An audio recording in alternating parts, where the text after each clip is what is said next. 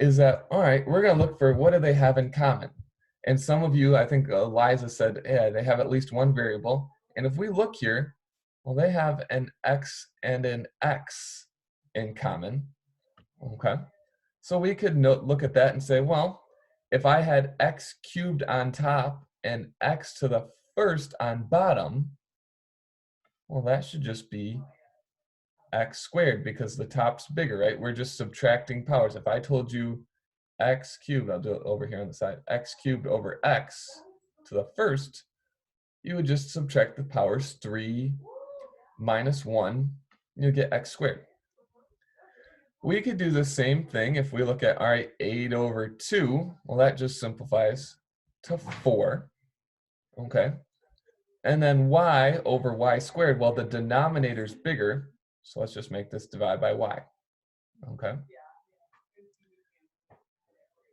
Over here, well, we can simplify the y's. So y, we're gonna have y squared on top.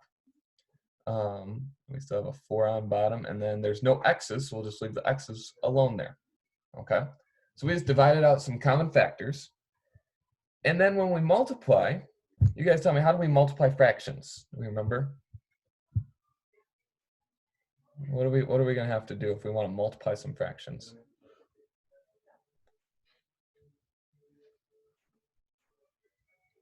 Maybe not. Does it make sense if we do numerator times numerator and then the denominator times the denominator? Okay. So I'm gonna do the denominator first because that looks simple. Y times 4 would just be 4y. 4, I'm just gonna leave this as 4 times 7 and I'll show you why in a second. All right. X squared times x to the 4th, and this is all multiplication, and then we have times y squared, okay? And the reason we said, all right, let's leave, I left this as 4 times 7. You guys see that? I left it as 4 times 7 on purpose because now if you look on top and on bottom, we have a 4. So we can just divide out those common factors, okay? And then we also have a y squared and a y. So the numerator is bigger than the denominator. So let's just leave that as y to the 2 minus 1 or y to the first. And then we have 7. And how would we combine x squared times x to the 4th? If we're multiplying those, what could we do with the exponents? Do I have my sound done? Add them. Yeah, okay, we're just gonna add them. So we'd end up with x to the 6th, okay? Does that make sense what we're trying to do here with some of these when we're just multiplying? The biggest key is that you got to remember, all right, first, step 1, oops, it won't let me write, hang on. Step 1, if there are any common factors that you can do right out of the bat, off the bat, and divide those out, go ahead and divide those out. From there, we have to remember when you multiply fractions, so when multiplying fractions, you have to multiply your numerator times your numerator, all right? I'm just going to abbreviate n times numerator, and then you have to do your denominator times your denominator there, okay? That's just a little bit of a review of multiplying some fractions, okay? You guys tell me, just with something like that, on a scale of 1 to 5, how do we feel about it? Just from, so I'm more than happy to go through another example if that didn't make sense, but I just want to get a feel from you guys. Like 1 being not very good, 3.5, 4, 4. Okay. Any other people? I want to give everybody a chance. How many do we have in here? 1, 2, 3, 4, 5, 6. Okay. Okay. Well, if we're 4s, then I feel pretty good about that. If we're just getting it from one example, then. Let's do something similar then to that, but we're just going to kind of, we're going to tweak it a little bit. Let's take a look. It's still going to be a rational expression here. So that means we're going to have some variable in the denominator.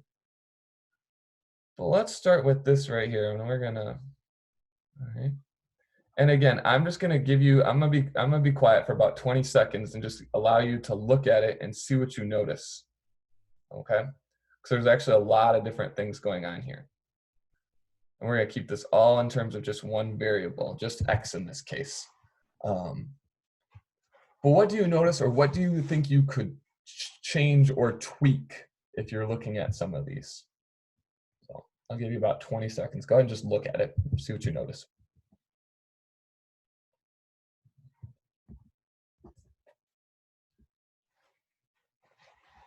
Well, and some of you are copying it down, so I'll actually give you a little bit more time.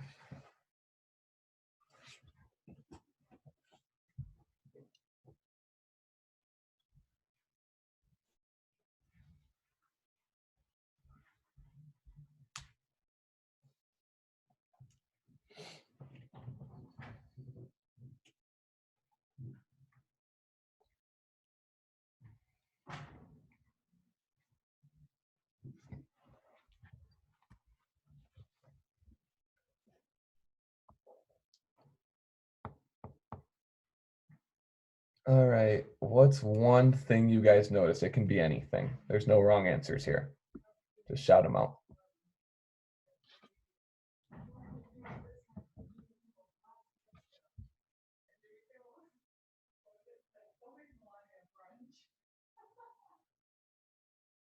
You guys not see anything?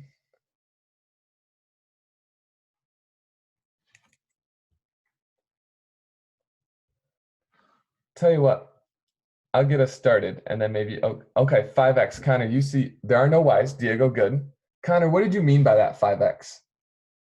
I mean that you could cancel out the 5x's on the right.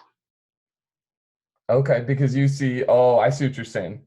You're seeing there's a 5x right here and a 5x right here. Yes. Okay, I'm glad you noticed that, and that's awesome. Okay. Here's one thing. This is probably, and Connor's getting us into this conversation about one of the most common traps that you'll see. Okay. And I get this all the time is people see, oh, I see 5x and 5x. I can just cancel these, right? Or divide them out. Okay. That only works if everything is multiplied. Okay.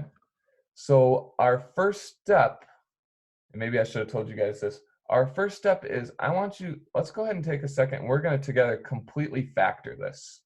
Okay. We want to factor this as far as we can go. All right. Step one is always completely factor if you can. Let me hang on. Let me do that. Get rid of my arrows there. Okay.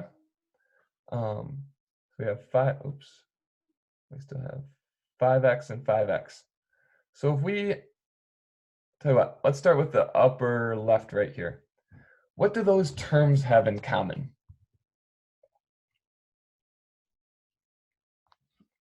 Looks like they both have a 5x in common. So I'm going to take that 5x out. Okay. And if I do that, well, I'm left with, if I take 5x out of 5x, I'm just left with 1. Okay. And if I take 5x out of 5x squared, I'm just left with x. Okay. What about the bottom? Can we you guys were pretty good first try when I had you. When we factor the bottom, what are some factors of 3? We're going to try to put it in factored form.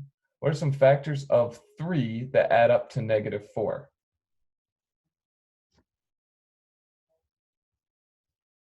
If I think about factors of 3, I'll kind of do it on the side here. 1 and 3, and -1 and -3, right? Just remind ourselves, how do we factor? Well, find factors of C that add up to your B value. So it'd be this pair. So I'm just going to write it as is. We have -1 and -3. Okay.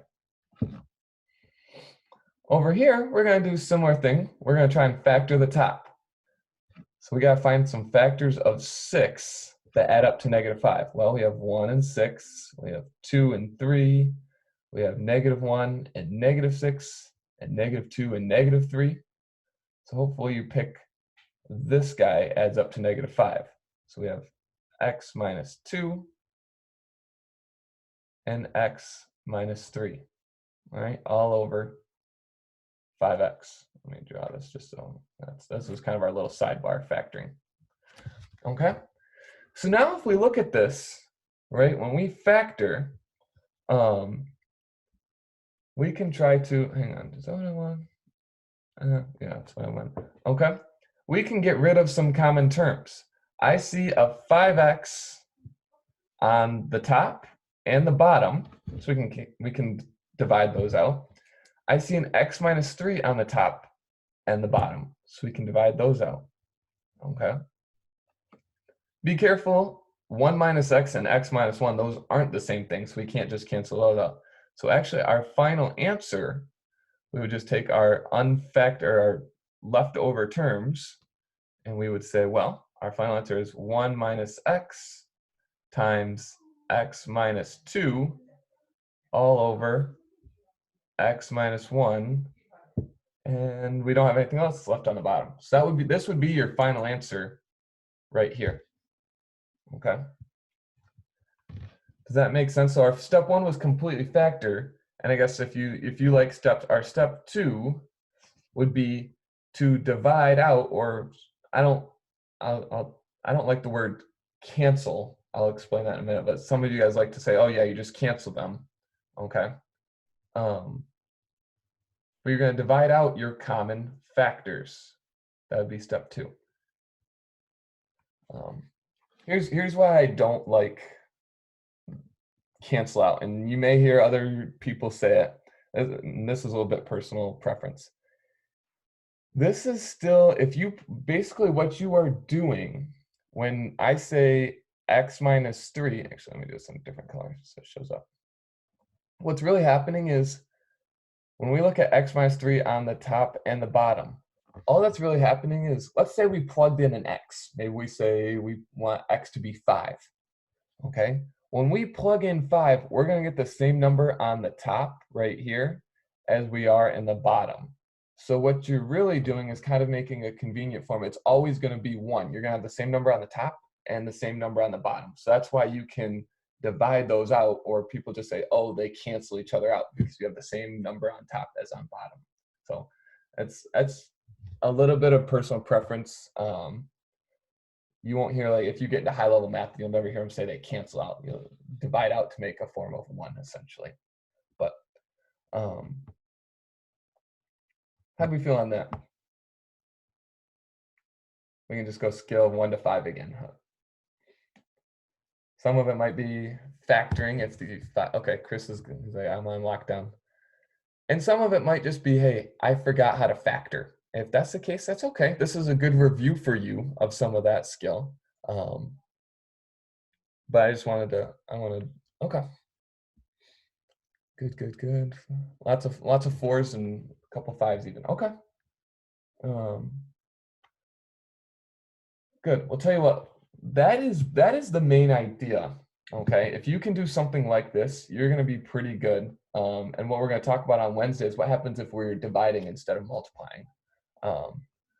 But so for now, to our last 7-8 minutes, I'm going to split you in a couple breakout rooms, and you guys can work on a problem together, and then that'll be our day. Once you're done with that, I'll be in your breakout room, and I'll say, yep, you guys are out of here once you get this solved. Okay? The problem I'm going to have you guys work on is this. Hang on, let me find my pen. Here we go. All right. You're going to have 3x minus 3x squared, all right, over x squared plus 4x. So I would be jotting this down if I were you, because I'm going to split you into a couple breakout rooms. Okay. And then you're going to multiply that by x squared plus x minus 20 all over 3x.